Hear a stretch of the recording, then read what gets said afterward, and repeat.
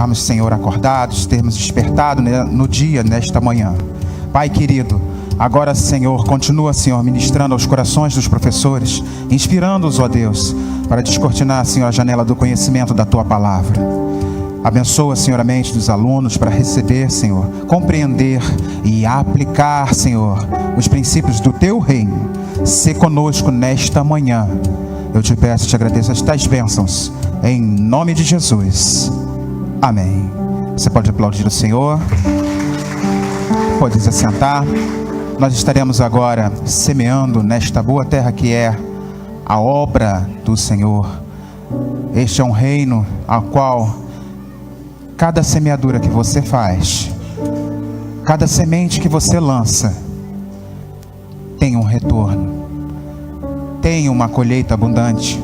E que nesta manhã você possa semear nesta boa terra, porque muito do que se vê, cadeiras, ar-condicionado, templo confortável, passa por você. Mas não somente isso, também as ações sociais que nós vemos a ADVEC fazendo, passa por vocês também, pela tua semente.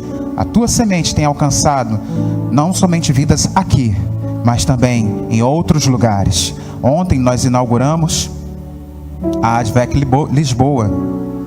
Você sabia? E isto passou pela sua semente. Por isso, semeie liberalmente, porque Deus é um Deus que tem retribuído a sua semeadura. Louvemos ao Senhor com nossas ofertas. Os obreiros podem distribuir os envelopes. Nós temos a máquina que é um facilitador para que você possa continuar semeando na casa de Deus. Deus os abençoe, em nome de Jesus.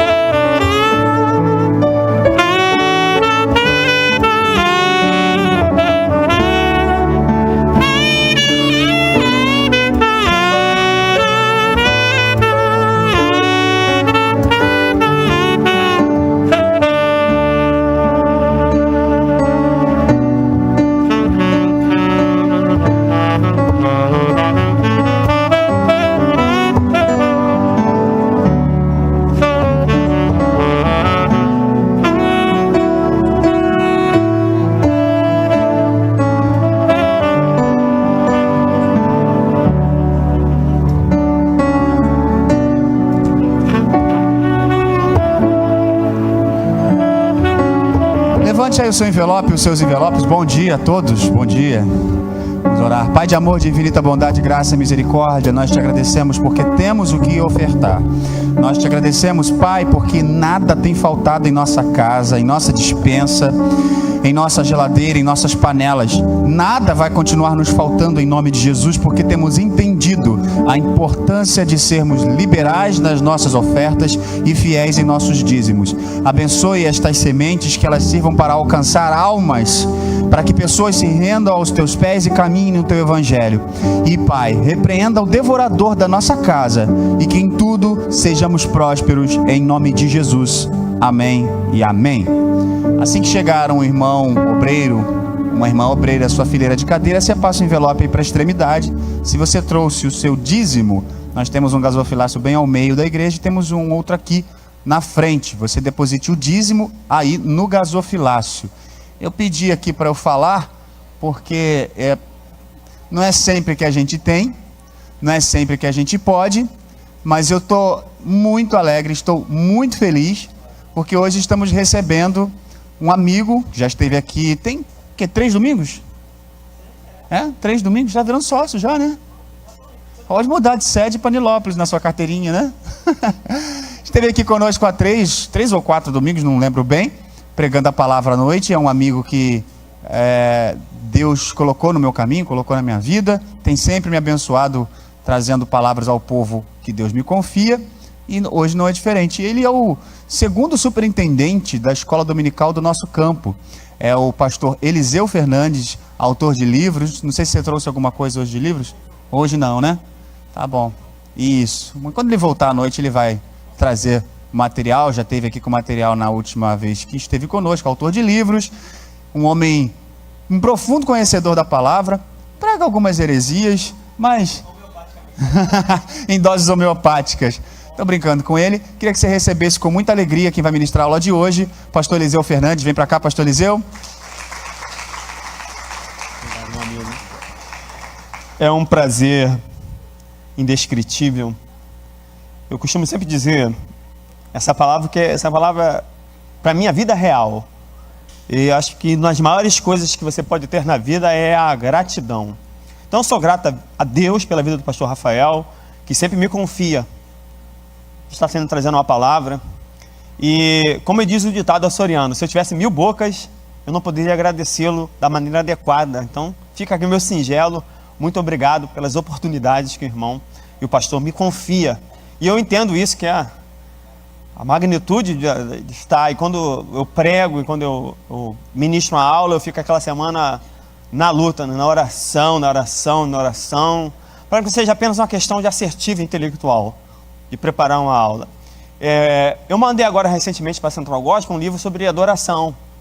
Está pronto, mas eu vou disponibilizar o pastor em forma de PDF para ele ficar lendo antes de sair, né? Eu acredito que eles estavam em programação para os livros que vão sair em 2019, 2020, então eu passei o material para ver se vai sair o material. É oficial, né? Do autor para o amigo, direto, do autor para o amigo. Então, já foi para avaliação de se vai sair. É um livro devocional, mas bem interessante sobre adoração. Foi uma mensagem que eu preguei há uns 7 anos atrás, que era o Cântico Novo, Salmo 43, que aí eu pego vários cânticos novos, né? O Cântico de Moisés, quando eles matam, os egípcios morrem no Mar Vermelho, o Cântico de Ana, o Cântico de Zacarias, o Cântico de Abacuque, o Cântico do Poço em Números. São vários cânticos que aparecem dentro de um contexto de luta e vitória. Então, eu peguei cada desse e fui organizando, sistematicamente organizando do Antigo ao Novo Testamento e escrevi um livro. E aí ficou esse tema. Então, trabalha a questão da adoração, do louvor. E aí eu vou passar pelo zap para ele, que fica mais fácil para ele ler. E aí, depois que ele estiver pronto, eu trago aqui de presente um autografado para ele aqui. É claro, vai ser um presente, é uma satisfação. Então vamos falar um pouco dessa lição de hoje, vamos fechar o trimestre. E vou deixar para falar do dia D da EBD para o final. Então é uma coisa interessante, essa parceria que a igreja faz, e onde você pode exercer a sua fé de forma externa. Então, falar em fé, quando o Hebreus fala em fé, fica a dica. Se você pegar Hebreus 11, ele tem ali 18 citações de fé, sendo que uma citação de fé não é humana, é dos muros de Jericó. E todas as outras citações ele começa de Abel, fechando em Samuel e os profetas, ele abrange de forma geral. Então em cada versículo de Hebreus 11, você vai encontrar uma característica da totalidade daquilo que você pode encontrar como fé externada em atitudes. Eu não vou pregar de Hebreus, mas fica a dica aí então para os pregadores sobre a questão de fé. Então é algo muito abrangente. E falando na questão de manifestar a fé, o dia D da EBD manifesta a fé, a cidadania do reino, a cidadania da terra, e faz-nos refletir sobre o nosso papel no Brasil como cristãos, como uma igreja que influencia, não apenas observa, mas influencia a sociedade. Esse é o nosso papel influenciar. A lição número 13, estamos fechando um trimestre maravilhoso. Eu tive a oportunidade de trabalhar junto com a Central Gospel com essa revista em dezembro do ano passado. Então, desde outubro, novembro, dezembro, eu li esse conteúdo todo aqui. Então, é uma bênção. Então, é maravilhoso. Gesiel Gomes dispensa apresentações. Inclusive, a EBD Sede vai cuidar do Senapeb do ano que vem de novo com ele. No próximo trimestre, questões da atualidade, pastor Gilmar Chaves. Outra dessas revistas que são fenomenais. Aconselho você a adquirir e guardar como material de consulta. É maravilhoso. Você está no lugar certo, na hora certa, no tempo certo e fazendo a coisa certa. Você está na casa de Deus. Vamos lá, então, introdução, lição 13, vai falar sobre Josias. Abre comigo, por favor, na sua revista, na última lição. Eu vou ler apenas o texto áureo, porque depois eu vou trabalhar não tanto reis, eu vou trabalhar crônicas. E vou explicar o porquê. Eu vou ler o texto áureo para iniciar, então diz assim, segundo Reis 23, 22.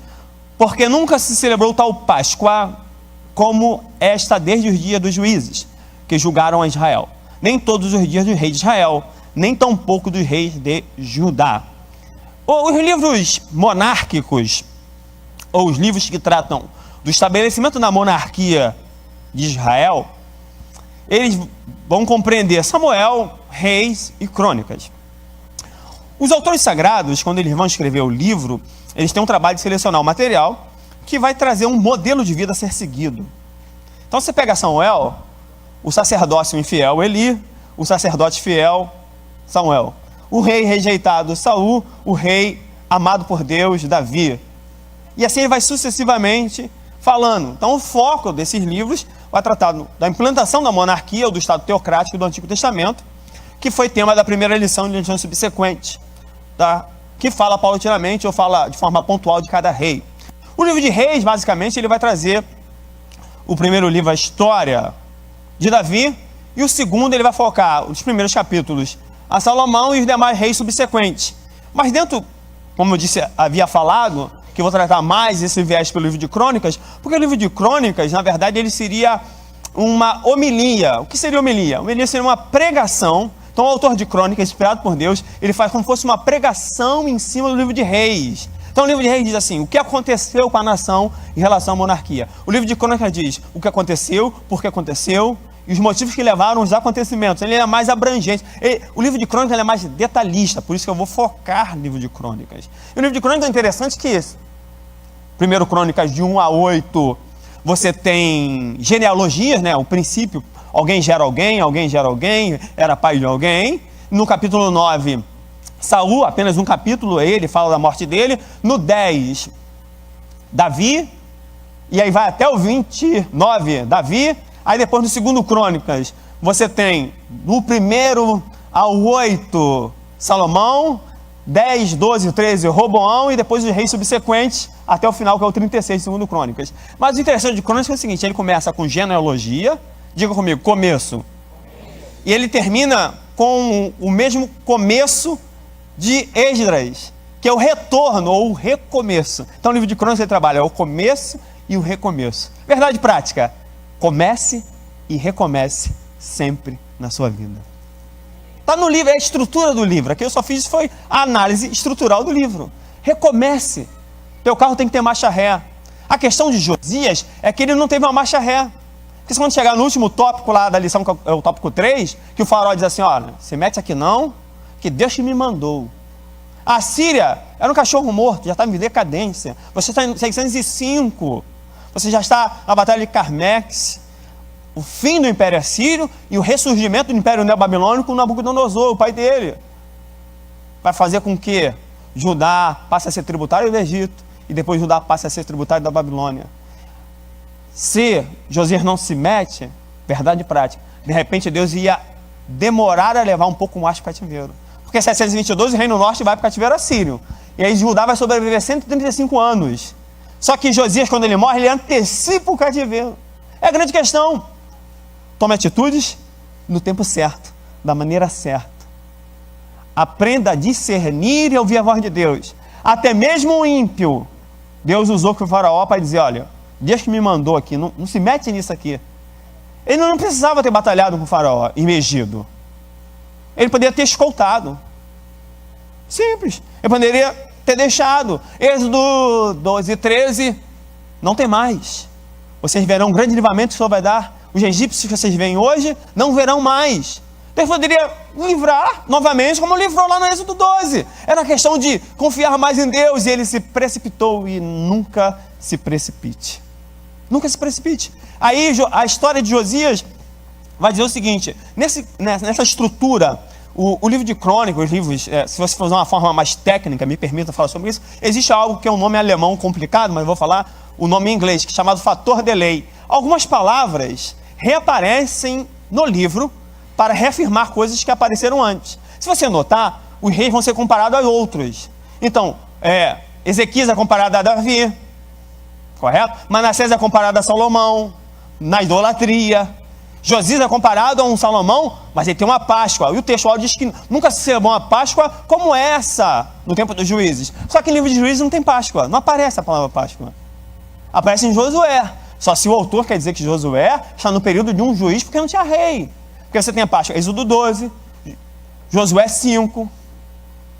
Então você vai tendo Páscoas pontuais. Você não tem. Pode ter acontecido Páscoas? Poderia. O texto não fala. Só que aí essa é a grande questão. O texto faz um silêncio acerca daquele assunto. Ou seja, então possivelmente houveram poucas Páscoas e consequentemente nunca se guardou os anos sabáticos, que é o final de Crônicas, você vai ver. E a terra descansou os seus sábados. 490 anos de monarquia, que nunca se guardou de 6 anos no 7º ano sabático, e nem de 50 em 50 anos no ano do jubileu.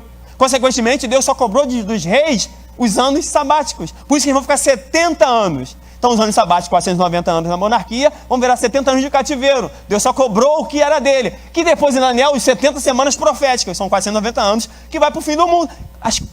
As coisas se encaixam perfeitamente. Na mente de Deus, na verdade, Deus ele já vê como pronto, mesmo estando no processo, né? Então, a sua vida, mesmo que você não entenda, Deus vê como pronto. É por isso que Deus diz, Deus não olha os altos e baixos. Deus olha o final, porque ele entende toda essa questão de processo. Então, ele vai permitindo a palavra dar mole. Ele tinha tudo para dar certo. E detalhe, o povo tinha tanta esperança em Josias, e em 1 Reis 13, um profeta anônimo profetiza a Josias 400 anos antes. Levantará alguém da casa de Davi, cujo nome será Josias, e vai destruir os adoradores de Baal. Pessoal, Lamentações 4, Jeremias vai chorar. Ao ungido do Senhor, debaixo dessa árvore estaríamos seguros pelas nações. Ele é profetizado, há algo interessante na vida dele, só que ele se precipita, e consequentemente a sua morte leva a reis piores, são os descendentes dele. Aí você vai ter conjunto de reis, um rei bom, um rei médio, um rei mau, vai ser sempre assim. Então você vai ter sempre conjunto de 3, o autor do livro, quando ele trabalha os reis, ele trabalha sempre conjunto de 3. Ezequias bom, Manassés mau, Amon mau. A Josias bom e os reis subsequentes maus. Ele é sempre assim, bom e mau. Por quê? Porque ele vai trabalhar por contraste. Ele vai te ensinar um modelo de vida que você deve seguir e o que você não pode seguir. E qual é o modelo correto de seguir? Andar nos caminhos do Senhor. Josias andou como Davi, nem para a direita, nem para a esquerda. Foi como um novo Davi para um novo tempo. É neste tempo que Deus te levanta para ser como um novo Davi, para conquistar, para andar nos caminhos dele. Mas não se precipite como Josias. Tenha o feeling, o tempo exato. Eclesiastes 8:5p é um texto fantástico. Diz assim: o coração do sábio conhece o tempo e o modo.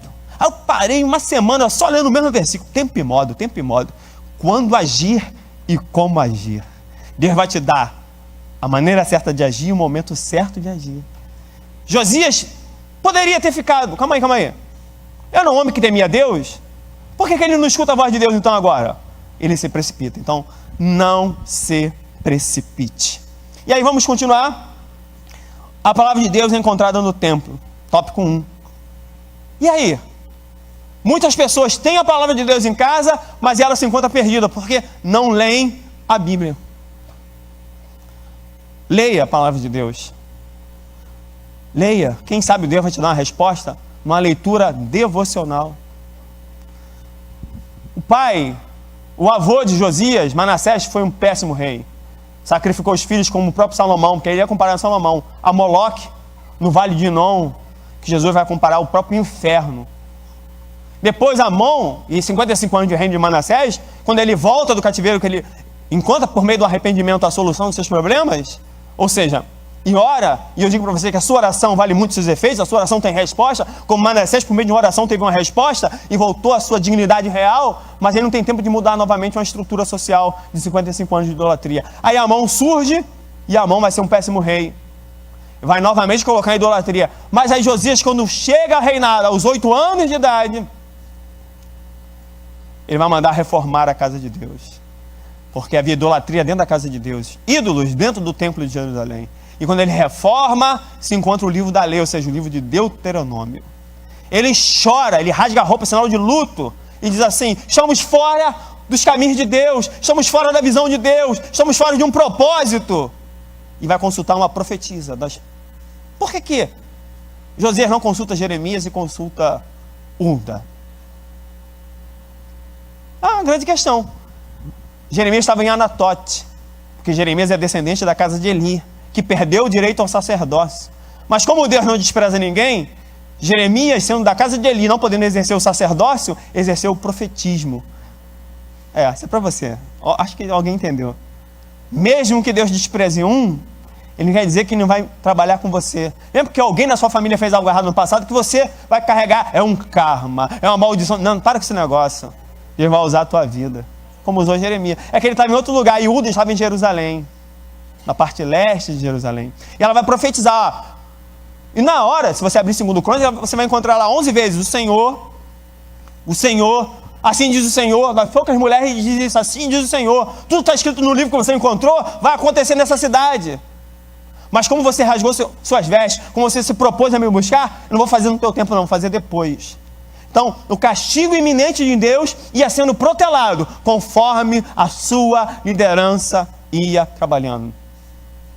As suas atitudes ajudam ou atrapalham a vida das pessoas? 1 Reis 21. Fome na terra. Por quê? A casa sanguinária de Saul matou os gibeonitas. Havia pacto desde Josué que não podia atacar os gibeonitas. Fome por causa de Saul. Depois de morto, causa problema aquele cara. O cara é terrível, né? Está morto, mas causa problema. Davi, 1 Reis 24. 2 Reis 24. Quanto povo? Praga. Davi, que cai na mão de Deus. Não, nós caímos na mão dos inimigos. Deus usava a misericórdia. Praga. Uzias. Lepra, lembra disso? Mas se você ler Zacarias 14, 2, fugireis pelos vales do meu monte no tempo do terremoto do rei Uzias. Além da praga de lepra dele, ele causou um terremoto na terra. Cuidado, as suas atitudes ajudam ou atrapalham a vida dos outros. Esses reis tiveram atitudes que mexeram com a própria vida da nação. Veja como isso é sério. Uzias com terremoto, Davi com praga, Saul com praga. As suas atitudes, por isso que Paulo vai falar em Romanos, ninguém vive só para si, ninguém morre só para si. A sua vida interfere na vida de outras pessoas. E como você tem interferido na vida de outras pessoas? De forma positiva? De forma onde Cristo é visto em você? É algo para se pensar. E aí ele faz isso. Ele vai orar, ele vai encontrar a palavra que estava perdida. Jamais perca a palavra de Deus das suas vistas. Leia essa palavra, ame essa palavra. Não perca a palavra de Deus em casa. Permaneça com o culto doméstico. Ore com a sua família. Leia a Bíblia em casa. Não perca a palavra de Deus em sua casa. Dentro do templo, dentro da casa, estava perdido. Não perca a palavra. Por ele encontrar a palavra e colocar a palavra em prática. Esse é o segredo do sucesso. Quer ter sucesso na sua vida, sim ou não? E olha que eu nem falei vitória, eu falei sucesso. Existe diferença, sim. Vitória pode ser momentânea e sucesso é um acúmulo de vitórias. Quer ter sucesso? Quer ter um acúmulo de vitórias? Obedeça a palavra. Não tem fórmula mágica, não. Obediência. Que a gente volta para o livro do Reis. É melhor obedecer do que sacrificar. O livro é todo uma emaranhado que é preso. Ele retorna, é chamado fator delay. Ele retorna a pontos que já foram falados para reforçar aquilo na mente do leitor ou do ouvinte. Porque muitas das vezes o livro é escrito para ser lido. para ser ouvido, porque você tem uma taxa de analfabetos muito grande. Então, precisava ter alguém que lesse o livro todo. E a pessoa paravam 4, 5 horas por dia, as pessoas às vezes de pé, e uma pessoa lendo o livro todo, de uma vez só. Era assim que eles faziam antigamente. Oh meu Deus. Dá um negócio no braço assim. Motif, uma coisa lá, é um nome complicadíssimo. Eu prefiro o fator delay, que é um fator. Porque delay é aquele. No delay que acontece seria um retardamento atrasado. Então, isso é muito comum você encontrar palavras semelhantes. Ruth trabalha muito fator delay. Qualquer dia eu venho para pregar sobre Ruth. Então, ela vai trabalhando os opostos, né? Belém, casa do pão, que não tem pão. Terra, sempre ligada à terra da promessa, aparece 205 vezes a palavra Senhor em Josué e 37 vezes a palavra terra. Então, terra, no contexto de Israel, é promessa. E planícies de Moabe, que não é a terra, mas é fértil. Então, o livro aí vai trabalhando sempre os seus opostos. Entendeu? O homem que sai da geração de Boaz, que leva a família, morre, quer dizer, você tem perdas do homem, dos filhos, você vai ter perda. Então, você pode entender que Moabe, não só Ruth, a família, mas vários homens morreram, a ausência masculina, a uma praga que dizimou os homens. Aí, claro, você precisa de um maior tempo para poder explicar as características. E uma coisa interessante de Ruth é o seguinte, fala comigo, misericórdia. Então ela vai colher espigas, porque era lei. Todo canto, o pobre poderia, no meio, no canto, pegar do pastor Rafael, a vinha. Mas eu sou pobre, eu passo aqui no canto e pego a quantidade de comer no dia. Não é comunismo. É uma redistribuição que Deus fazia, mas não é o que Jesus está do sábado, que estão pegando espigas, que eles vão reclamar. Eles estavam no direito da lei de comer, a lei. Diga, a porção diária, não é para vender, é para comer. Viajante, órfão, viúva, sobrevivia dessa forma. Por isso eu pensei, misericórdia, fala, misericórdia. Então estava debaixo da misericórdia. Só que Ruth, quando cai no campo de Boaz, sem saber que era dele, usou a lei a favor dela, que era a lei de Israel, mesmo sendo estrangeira. Diga comigo, graça. Aí pergunta quem é ela. Não é essa que veio com Noemi. Deixe cair para ela pegar. Graça. Favor. Diga comigo, amor. O campo que ela, sem saber que era de Boaz, colhe, no final passa a ser dela. Recebe aí.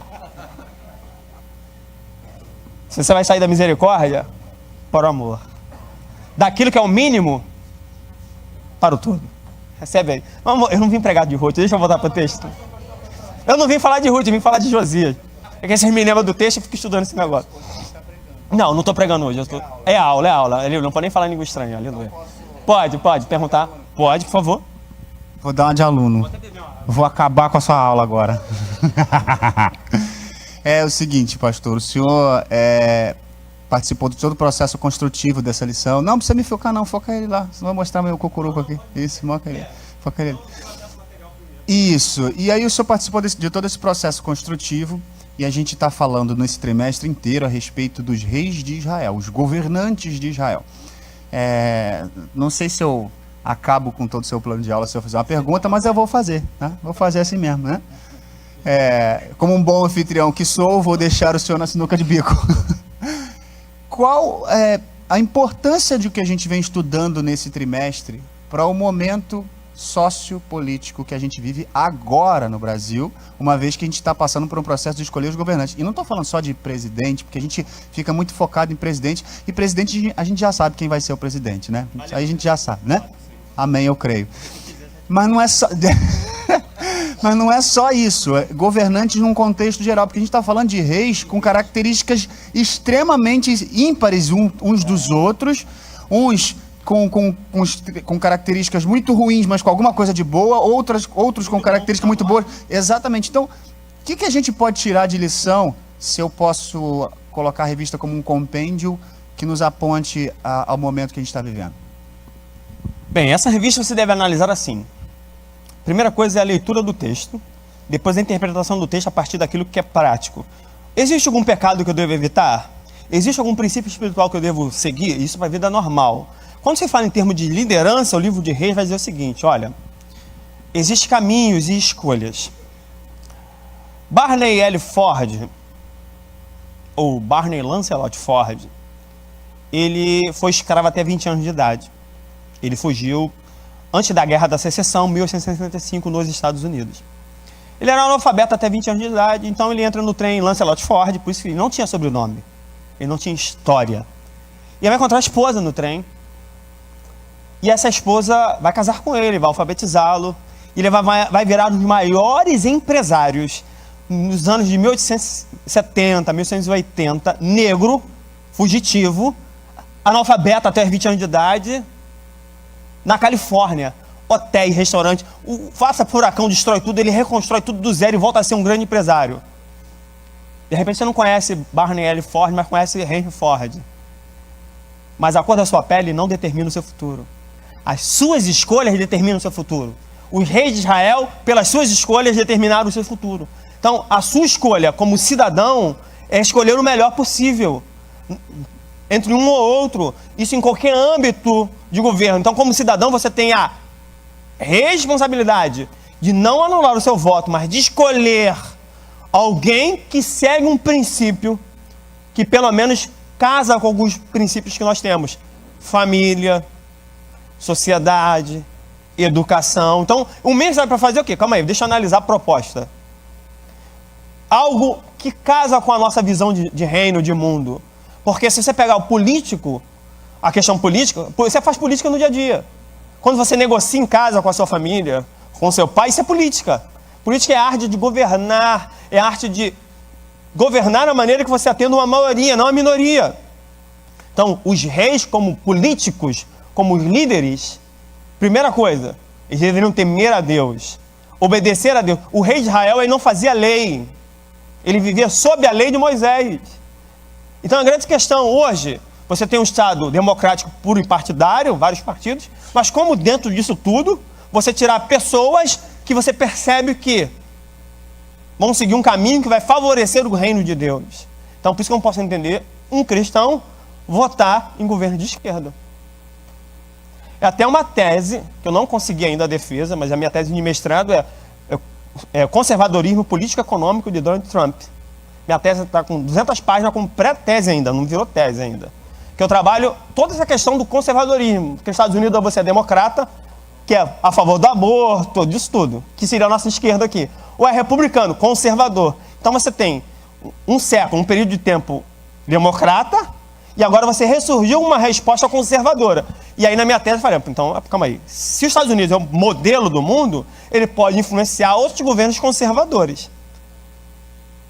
Inclusive no Brasil. Então, essa é uma tese que eu estou tentando para ganhar a bolsa de mestrado, para continuar estudando. Essa é a minha tese. Uma tese atual. Sim. E eu tenho que ler em jornais, porque eu não tenho nada escrito de forma acadêmica. Então eu tenho que preparar alguma coisa. Então Deus me deu assim um insight, uma prospecção de futuro. Calma aí, isso aqui ninguém está falando. Dá uma tese. Mas eu acredito que até o final do ano eu consiga resolver parte disso, e acho que ano que vem ou eu mudo ou continuo para ganhar a bolsa de mestrado, se Deus quiser, para continuar, para fazer o meu mestrado aí, porque eu preciso desse mestrado, até pensando em algo futuro, que Deus já me revelou algo. Já, aleluia. Você ora a Deus? Deus vai te revelar, meu irmão. Então escolha bem, veja a conjuntura. Pode ser a melhor pessoa, não é perfeita, tá? Não é perfeita. É a pior. Cuidado. Cuidado com as suas escolhas. Os reis de Israel escolheram servir a Deus ou não. Isso determinou o sucesso ou o fracasso do reino deles. Então tenha cuidado nas suas escolhas. Tenha cuidado. Eu não vou falar mais porque a questão política, senão faria mais abertamente, mas vamos lá. Deus é bom, dia 30, dia D da IBD, vamos exercer a nossa cidadania. Verdade prática, leia a Bíblia. Aprenda a ouvir a voz de Deus. Ele passa a ser um reformador. Josias vai destruir altares de Baal, segundo Crônicas 34. Ele vai fazer reformas nas cidades distantes do seu reino. Ele vai mandar pessoas ensinarem a lei. Já leu Oséias 4:6? A gente só lê a parte do versículo. O meu povo foi destruído porque lhe faltou conhecimento de Deus. Mas o resto do versículo, como você rejeitou a minha lei, eu vou te rejeitar para que não seja sacerdote. Olha, se você rejeitar pela negligência a palavra de Deus, Deus de alguma maneira te rejeita. A palavra de Deus, ela é real e acontece. Se você segue princípios, é por isso que tem ímpio.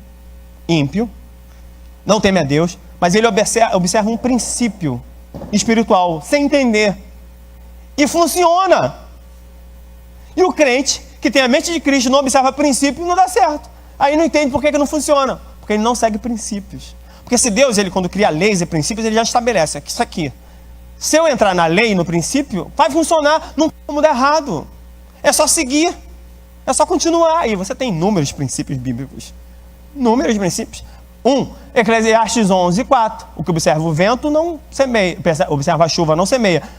Observa o vento, não semeia. Que observa a chuva, olha a chuva, não colhe. Qual a verdade prática do texto? O reino de Deus está sob leis do reino, não das leis naturais. A economia não pode determinar a igreja, mas as leis espirituais determinam a própria economia. Vamos lá, não vim falar de oferta, mas vamos lá. Entende o que eu quero dizer? É um princípio. Sabe, se eu olhar, eu não vou colher nem plantar. Então eu não vou olhar, porque eu não vivo por vista, mas eu vivo por fé. É a lei do reino, é a fé. Aleluia, louvado seja o nome do Senhor. Deixa eu voltar para cá que eu vou me esboçar aqui. Então, reforme. Toda casa precisa de reforma. Final de ano, uma pintura. Os móveis se acabam. Quando os seus móveis na sua casa começarem a se acabar, televisão, geladeira, guarda-roupa, reforme também o seu casamento. Segura aí. É um sinal que o tempo passou. Você precisa reformar as coisas. Reforme a sua vida pautada na palavra de Deus. O que norteou Josias? A palavra. O que vai nortear a sua vida? A palavra. E aonde você vai chegar? Além do céu? Ao sucesso. Não tem como dar errado. Ele vai reforme a sua vida. Ele matou os sacerdotes pagãos, conforme profetizado em 1 Reis 13, 400 anos antes. Repatriou os sacerdotes do Senhor, trouxe de volta o sacerdote de Deus que tinha sido expulso pelos reis anteriores. E aí vai celebrar a Páscoa. Mas o que é Páscoa? Páscoa representa libertação. Celebre a sua vitória. Celebre o livramento do Senhor, as libertações. Páscoa é símbolo de libertação. Ezequias celebra Páscoa. Senaqueribe é morto. Os seus filhos e 185 mil soldados morrem. Libertação. Josias pensou, celebrei a Páscoa, vou pegar o faraó negro e vou tirar onda com ele. Aí deu ruim para ele. Porque ele se precipita. Quando o inimigo vem, em frente. Em frente. Resistir ao diabo. E ele fugirá de vós. Fala de enfrentar. Mas quando é algo que é superior, que você não deve fazer se precipitando, fuja. Fugir da aparência do mal. Tem coisas que você passa para trás. Calma aí, que isso? Deixa eu analisar o contexto. Nós estamos presos a um contexto. O contexto é tudo aquilo que nos envolve, de alguma maneira pode interferir de forma positiva ou negativa na continuidade dos fatos. Se Josias não morre em Megido, Judá demoraria mais tempo para ir para o cativeiro. Os reis que vinham depois, como Zedequias, Joaquim, que viram Eliaquim, não ia ter revolta. Gedalias não seria morto. Jeremias seria forçado a ir para o Egito e morrer no Egito, quando lá ele vai escrever Lamentações. Só que há uma interferência, e a política interfere na nossa vida em tudo.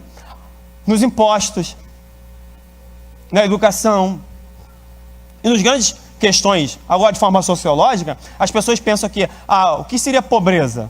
Então existem as causas e fatores. Causa que promove, fator que permanece. São 5 fatores que geram a pobreza. E o primeiro deles não é falta de dinheiro. O primeiro fator que gera a pobreza, falta de educação. O segundo fator que gera a pobreza, falta de saúde. O terceiro fator que gera pobreza, corrupção. Quarto fator que gera pobreza, apatia, pessoas que não tomam decisões. Quinto fator que gera pobreza, isso estudo acadêmico, falta de recurso.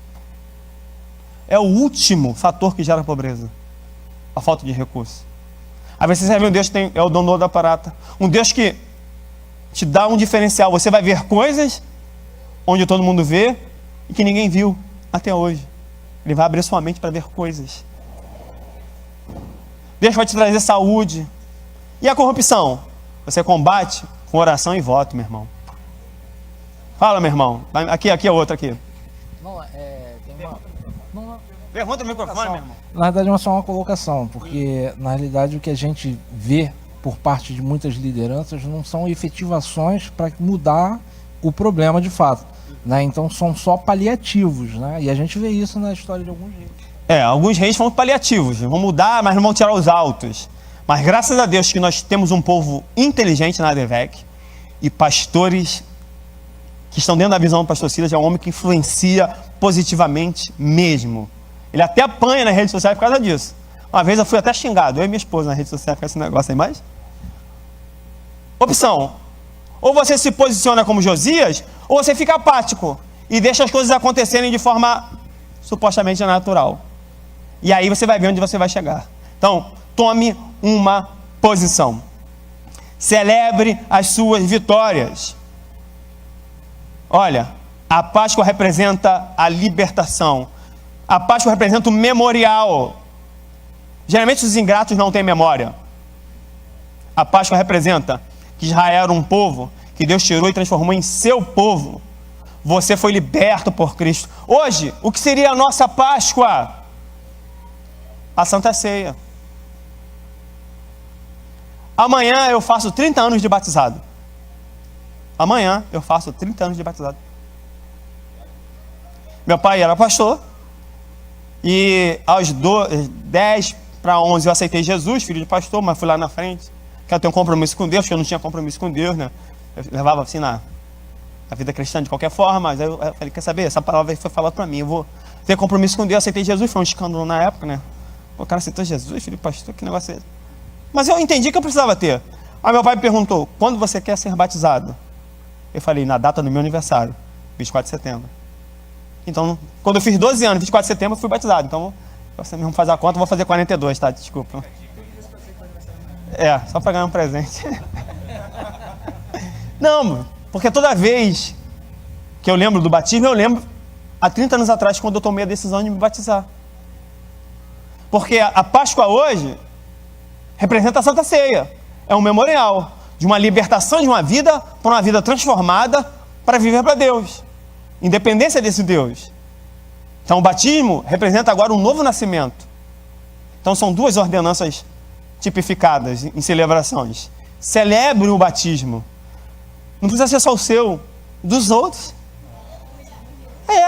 Toda vez que é meu aniversário eu lembro. Vou fazer tanto tempo de batizado. Nossa, olha, eu sou mais novo que aparente tempo, porque eu só tenho 30 anos só. Que é o tempo que eu estou batizado, que eu nasci de novo. Eu nasci. Gente, é sério. Celebre o batismo. Celebre a ceia.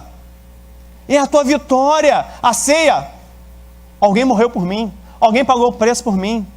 Alguém fez algo que eu não poderia fazer. Não sou eu, mas é Ele. E o que Ele fez por meio da fé é transportado a mim. Chama-se justificação imputada. Se imputa a mim, e aí o que Jesus fez passa para mim pela fé. E aí Deus me vê como vê o próprio Jesus. Puro, imaculado, santo, mesmo eu sendo falha. Mas Deus me vê. A mente de Deus é uma mente diferente da nossa, né? Porque você nasceu de novo. Então celebre o batismo, celebre a ceia. Olha, alguém morreu. E Jesus diz assim, nós fomos libertos, fomos transformados em um povo. Celebre o que Deus fez na sua vida. O que Deus fez na sua vida? Fez nada. Celebre. Memória. Deus trabalha a memória. Trabalhe a sua memória. O que Deus fez num ano? O que Deus fez para mim na minha vida num ano? Que eu possa lembrar do que eu vi. Porque tem coisas que a gente não vai ver. Mas Deus vai fazer do mesmo jeito. Né? Deus tem seus caminhos visíveis e invisíveis. Depende de como Ele vai agir na nossa vida. Josias estava debaixo da palavra profética. O sacerdote, a monarquia surge debaixo da palavra profética. Quem? Samuel instaura. Então, quem instaura a monarquia? A palavra profética. Os governantes do Brasil precisam estar debaixo de uma palavra profética. É Bíblia. Na palavra profética. Você está debaixo da palavra profética. Do pastor Silas e do pastor Rafael, que é o pastor local. Você está debaixo de uma palavra profética. Celebre você estando debaixo de uma palavra profética. Já foi liberado. Foi dado o start. Falta acontecer no mundo físico, mas Deus já liberou no mundo espiritual. Às vezes, no mundo espiritual já está. Daniel, deu ruim aqui, teve uma luta aqui espiritual, mas a resposta já estava há muito tempo. Deus já tinha liberado a resposta há muito tempo. Só que teve uma luta espiritual. É a grande questão. Onde estamos para perceber isso? Então celebre sempre ao Senhor. Tópico 2, os últimos dias de Josias. Aí eu volto para o texto e repito, não se precipite. Abra comigo, por favor, em 2 Crônicas 34. E aí eu vou partir para o 2 e o 3 e eu vou partir para a finalização da aula. Rapidinho. Eu tenho mais quanto tempo, gente? Mais 10 minutos? É isso mesmo? Mais 10 minutos? Glória a Deus. Tá vendo? Fiz uma pergunta que não tem nada a ver com a aula, aí eu me estendi, viu? Sou inocente. 2 Crônicas 34. Então vamos lá. 2 Crônicas 34, 35, você tem a celebração da Páscoa. E aí você tem a questão da lei perdida. Você tem os últimos dias dele próximo do Senhor. Então aí você aprende alguma coisa interessante. Verdade prática. 2 Crônicas 34, 35. Josias estava disposto a obedecer. Você está disposto a obedecer a Deus? Cuidado com seus atos impensados. A Páscoa representa uma libertação dos inimigos, da ingratidão, da idolatria, das coisas que nos afastam de Deus. Billy Graham tem uma frase muito bonita: ou você se afasta do pecado pela palavra, ou o pecado vai te afastar da palavra. Josias estava debaixo da palavra. Celebra o Senhor, reavive os melhores tempos de Israel e Judá, mas ele se precipita. E aí você tem os últimos dias dele, e esses dias é algo interessante. 2 Crônicas 35, 22. Porém Josias não virou dele o seu rosto, ou seja, do faraó. Antes se disfarçou para pelejar. Seja você mesmo, nunca se disfarce. Lembra do fator delay? Quem se disfarça e morre? Acabe. Acabe. O cara pega a flecha, puf, atirou, caiu nele, morreu. Acabou. Ele se disfarça, tira a roupa real, mas morre a si mesmo. Tem pessoas que antecipam o fim da sua vida ou do seu ministério ou da sua vocação. Elias, o que fazes aqui? Senhor, mataram seus profetas. Só eu fiquei. Volte, unge a Jeú para rei de Israel, Hazael, rei da Síria, e Eliseu, filho de Safate, profeta do teu lugar. Elias encurtou o seu ministério. Se você ler o texto, ele não unge Jeú, nem Hazael, só unge Eliseu. Quem vai ungir os outros são Eliseu. Cuidado, para que você mesmo não elimine o que Deus quer na sua vida. A precipitação gera o filho da carne, mas esperar com paciência o filho da promessa. Porque o filho da carne não herda com o filho da promessa. Ismael não pode herdar com Isaac. Calma. Tempo certo. O coração do sábio conhece o tempo e o modo. Calma. Deus vai te esclarecer. Deus vai falar com você de alguma maneira. Tenha sensibilidade para perceber. E ele vai se disfarçar. E vai acontecer com ele. Ele morre e antecipa o fim do seu reinado. Imagine se Josias reinasse 55 anos, como seu avô Manassés. Imagine a benfeitoria, a melhoria, o que seria do reino de Judá. Calma. Quando Deus manda fazer, faça. Quando Deus diz para parar, pare. Esteja atento a ouvir a voz de Deus. Atento. Mesmo que pareça loucura, vai parar na frente ao mar. Deus abre um caminho oculto. Mas Deus diz, não, faça.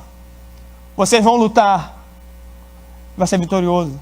Porque Israel entendia que os exércitos de Israel não eram apenas eles mesmos.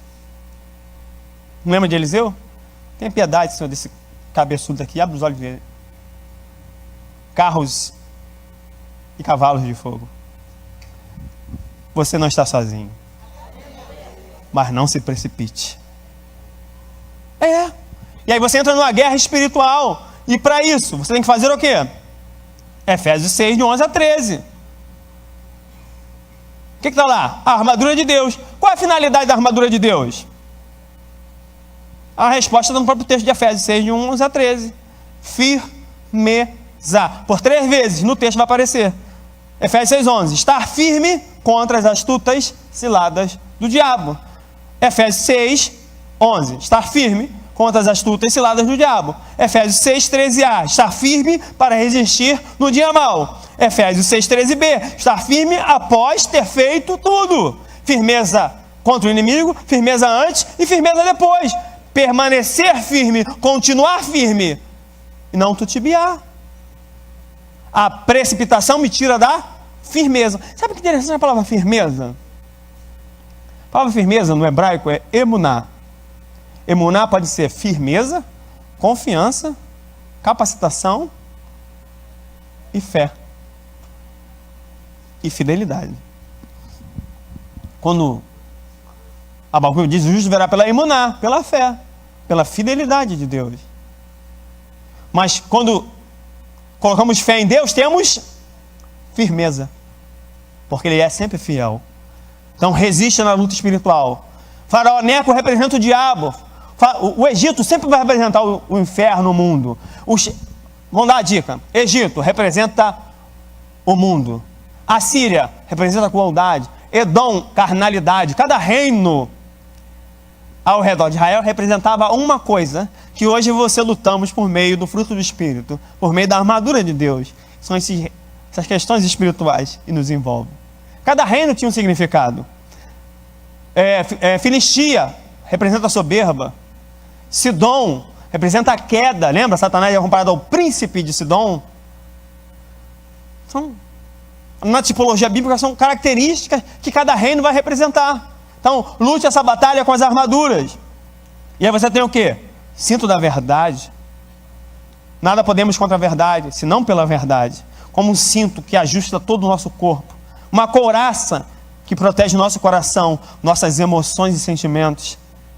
Calçar dos pés no Evangelho da Paz. Fala de uma sandália, ou seja, manter-se em pé e ativo. Calçar dos pés no Evangelho da Paz. É impossível aquele que tem Cristo não querer compartilhar Cristo com outras pessoas, porque a alegria do seu ser de mudança é tão grande que ele quer que outras pessoas também encontrem a Cristo e se convertam. Os judeus pensam, Deus é só nosso, que o mundo morra sem Deus. Os muçulmanos, Alá é nosso e queremos fazer que o mundo se converta pela força, mas você tem Cristo e essa felicidade de Cristo em você tem que fazer com que você leve a Cristo aos outros, porque Cristo está em você. Esse amor de Cristo te constrange a pregar o Evangelho e convidar pessoas para que também nessa manhã, como em outras datas, possam descer no tanque batismal. E aí você tem o escudo da fé, uma fé que te protege, uma fé que traz à existência aquilo que não é. E aí você tem o capacete da salvação, a sua mente revestida pela salvação de Deus. Imagine isso. A salvação é algo tão profundo que a salvação tem que chegar em todas as instâncias que constituem o teu corpo. No teu espírito, na tua alma e no teu corpo. Como funciona isso? Aceitei Jesus. Eu reavivi. Estava morto e tornei-me vivo. Espiritualmente morto para Deus, agora vivo para Deus. No momento que aceitei Jesus, eu fui feito justificado, ou seja, isento de toda a culpa, inocentado. Logo que fui justificado, eu fui adotado, transformado em filho com direitos e deveres que o Pai tem sobre mim. Sendo adotado, eu sou santificado, para que Deus possa morar por meio do Espírito Santo em mim. Sendo morada de Deus, templo de Deus. Santificação chamada instantânea. Sendo que ela tem que ser progressiva, atuando na minha alma, nos meus sentimentos, na minha vontade e emoções. Quando eu digo não ao pecado, quando eu fujo, como José fugiu do pecado, como por exemplo do Antigo Testamento. Até que essa salvação se torne definitiva pela ressurreição do meu corpo. Quando esse corpo experimenta a própria salvação de Deus. A salvação de Deus, ela é um processo e um ato definitivo. Mesmo que Deus já veja como um ato, estamos num processo para que você ressuscite num corpo em estado de santidade e salvação. Esse é o propósito de Deus para nós. É meio teológico demais, mas é a verdade bíblica. E eu vou partir para o final da aula. E aí, a espada do Espírito, que é a palavra de Deus. Quer saber o tempo e o modo, sim ou não? É muito ruim. Vou ver esse lado de cá, de repente o pessoal está mais animado aqui. Quer saber o tempo e o modo, sim ou não? Sim. Quer saber o tempo e o modo, sim ou não? Sim. Lê a Bíblia. A Bíblia é o quê? A palavra é espada, diz Hebreus, de 2 gumes, que penetra, divide toda a estrutura do homem, e no versículo posterior diz, apto para discernir as coisas. Discernir o tempo e discernir o modo, pela espada da palavra, que são as escrituras sagradas. E eu já estou partindo para o final. O trono de Judá, depois da morte de Josias, é dividido no tópico 3, em reis, 4 reis que são reis fracos, que não conseguem manter o reino. Inclusive, se você ler Jeremias, o rei Zedequias, ele vai escravizar os próprios judeus, que era contrário à própria lei de Deus. Você não podia ter escravo judeu. Aí Deus vai proibir, vai dizer que vai punir, ele liberta e prende de novo. Vai lá, lê Jeremias 34, 35, 36. Terrível. São reis fracos. E aí você vai ter a deportação e o fim do reino de Judá. 3 investidas no reino.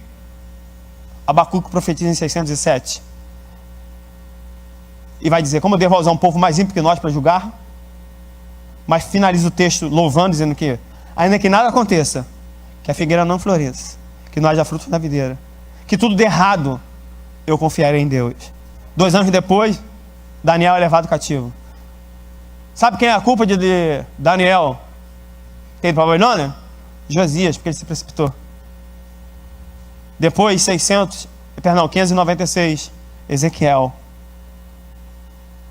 Depois, 586, a destruição do templo. E tudo aquilo se acabou. E acaba assim, então, o reino de Judá. Quando eles retornam, e é por isso que tem oposição, Daniel 9, 24 a 27, 70 semanas sobre o teu povo, a ordem de reconstruir Jerusalém. Você entende a oposição que Neemias tem, porque a partir de Neemias você tem a contagem para o tempo do fim, para o que nós vamos chamar de Apocalipse, a partir de Neemias. Por isso que você tem tanta oposição em reconstruir uma cidade, porque há um tempo sobre a cidade para que o fim seja contado e o Messias, além de ser tirado, ele retorne para restaurar a cidade dentro da cronologia divina. Então Deus já estabeleceu isso. E quando eles retornam no cativeiro, eles apenas têm governadores, não mais reis. Israel se precipita muitas vezes e perde a bênção de Deus. Exemplo, Israel se precipita na ausência de Moisés e adora o bezerro. Moisés diz, quem é do Senhor vem a mim. Além de Moisés e Josué, são os levitas. Se você ler em Êxodo, todo animal imundo era resgatado, ou seja, uma oferta pelo animal puro, ovelha. E todo filho tinha um resgate e se pagava. Se você ler Números 13, você não tem número suficiente de primogênitos. Porque todo primogênito do Senhor, desde a matança dos primogênitos do Egito, porque Deus protege pela Páscoa. Lembra da Páscoa? A proteção dos primogênitos.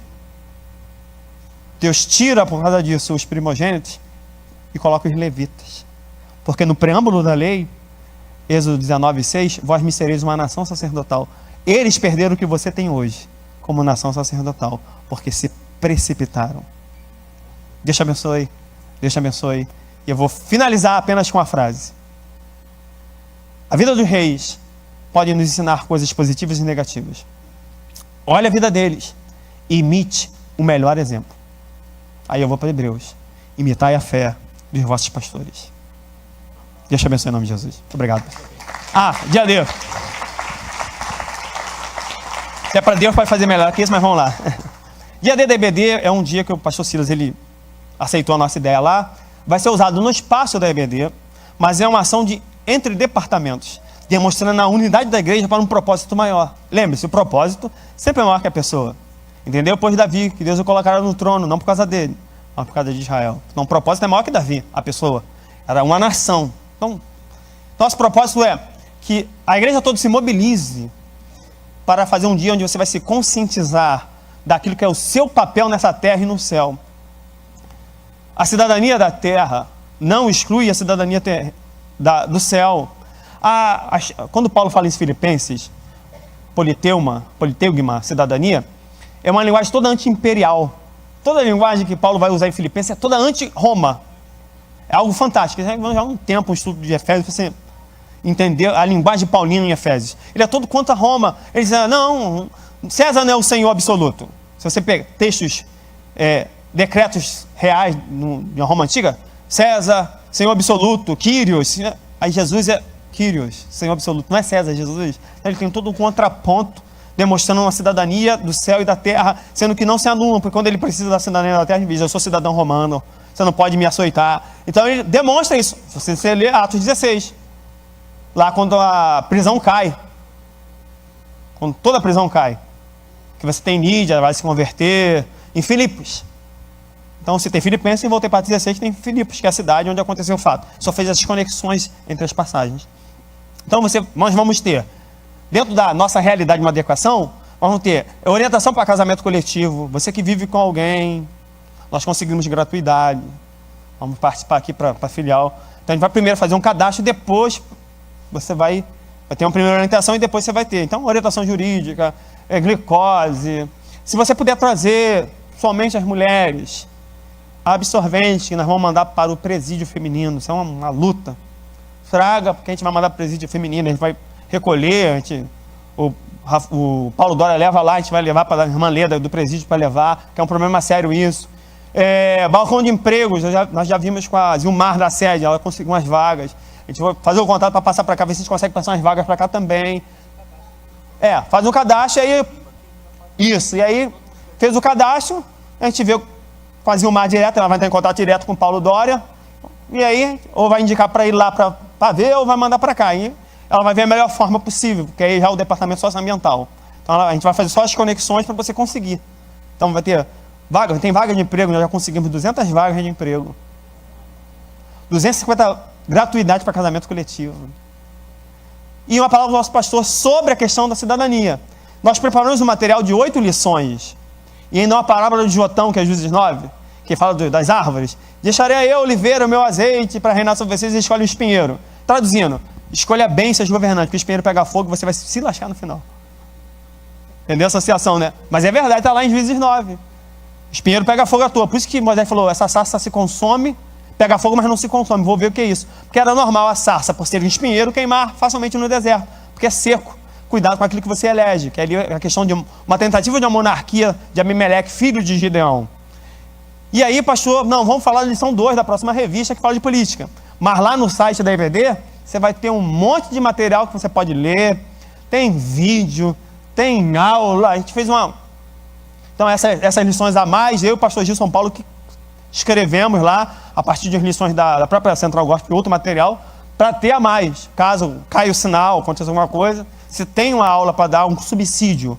Então, uma palavra pastoral que vai nos levar a uma reflexão sobre a nossa cidadania. E caiu muito bem que é um domingo antes da eleição, então é algo fantástico. Então venha, convide alguém esteja desempregado, alguém que quer casar, traz aí, faça o seu papel do reino da terra. Então, dia 30, no horário da IBD, fazer as adequações. Porque lá a gente vai fazer 8h30 por causa das crianças. Então, está na bênção, está na vitória. Então, venha, participe. E, além disso, você pode convidar alguém que não vem à EBD, porque isso aí é estratégico, tá? Para a EBD. Pessoas que não vêm. Nós fizemos a conta, no pico da EBD sede, nós temos 3.250 pessoas na EBD sede. Eu tenho 7.000 lugares, basicamente não tem 50%. Então, a gente está fazendo essa campanha nos cultos à noite, para quem não é da EBD, venha num dia desse, busque o seu emprego, busque a questão do casamento, supra uma necessidade, mas depois pega o hábito de estar vindo na EBD. Então também é estratégico, porque é a maior escola teológica onde ninguém se forma, nem eu, nem você, onde você cresce pelo conhecimento e entendimento da palavra. Então, vai, dia 30 da EBD, convide alguém, até não cristão, quem sabe, nesse dia ele fica. É uma estratégia também de evangelização. Então, Deus te abençoe. Pastor Rafael, muito obrigado, já passei 5 minutos do tempo programada. Glória a Deus. Você quer agradecer ao Senhor pela vida do pastor Eliseu? Muito obrigado, pastor. Vamos ficar de pé para esticar um pouquinho essas pernas, vai? Isso. Maravilha. Todo mundo de pé? Todos levantaram? Agora você pode sentar de novo. Era só para você sair do estado de dormência. Obrigado, pastor. Porque senão você não vai me ver, né? A gente está no mesmo plano aqui, só vai me ver quem está aqui à frente. Mas serviu para acordar, né? Você despertou aí que estava só o cérebro ligado aqui e os membros naquele estado de dormência, né? Então você liberou aí todo o seu corpo. Bom, nós vamos partir agora para o ato do batismo, depois de uma aula que eu confesso que eu tenho que estar ali muito ligado para entender, porque é muita informação que ele tem para passar sempre, né? Ele faz uns links aqui, uns hiperlinks, né? Que caramba, que vem aqui, vai lá, Jesus, como é que pode ter tanta inteligência numa cabeça tão pequenininha, né? Então, depois de uma aula tão brilhantemente ministrada, nós vamos agora partir para uma segunda ordenança que o Senhor Jesus nos deixou, que a primeira é a ceia, que a gente faz de tempos em tempos, e o batismo, que a gente não tem uma constância mensal, mas que é muito importante para a saúde espiritual da igreja. Uma igreja que não batiza não é igreja. É qualquer coisa menos igreja. É clube, é Rotary Club, é encontro de famílias, mas não é igreja. Igreja tem que batizar, amém? Amém, irmãos? Amém. Pastor que não batiza não é pastor. É qualquer coisa, mas não é pastor. Pastor tem obrigação de batizar. Amém? E igreja que não ganha alma para ser batizada também não é igreja. E aqui tem igreja, amém? Então nós temos alguns irmãos hoje para batizar. Eu vou pedir ao pastor Eliseu para se dirigir lá, para trocar, colocar a sua beca lá. Meu convidado de honra vai batizar conosco. Nós temos alguns irmãos aqui para batizar. Nós vamos partir para o ato do batismo. Eu vou me deslocar também. Pastor Evandro, que já está ali a postos. Os batizandos já estão aí? Já? Pastores, pastor Evandro, os batizandos já estão aí? Já desceram? Manda descer, manda descer, manda descer. Pastor Evandro vai colher a profissão de fé deles, enquanto eu troco de roupa, e aí a gente parte para o ato do batismo. Eu vou deixar você muito à vontade, eu não tenho muita cerimônia com isso não, irmãos. Olha, fica à vontade, fica perto, fica longe, quando seu parente estiver lá sendo batizado, quando seu amigo, tira foto, faz o que você quiser, não tem muito como a gente ter um protocolo de ritual aqui não, fica à vontade, tá? Só cuidado para você não cair com a sua máquina fotográfica dentro da piscina, por favor, porque eu não tenho dinheiro para lhe fazer nenhum ressarcimento ou reembolso. Então só tenha esse cuidado, tá bom? Eu vou chegar ali, o pastor vai descer, vai dar a instrução da profissão de fé, vai fazer a profissão de fé. Eu vou dar instrução para os batizandos de como é o ato do batismo, e a gente batiza esses irmãos aqui em festa, como já tem sido sempre feito aqui. Na sequência a gente vai para casa, porque de noite nós temos aqui o encerramento da conferência da Mulher Vitoriosa. Tem umas 3 aqui que estão cansadas, né? De ontem, né? Foi bênção ontem, não foi? E hoje vai ser bênção também, irmãos. Tenho certeza que Deus vai falar profundamente aqui nessa noite.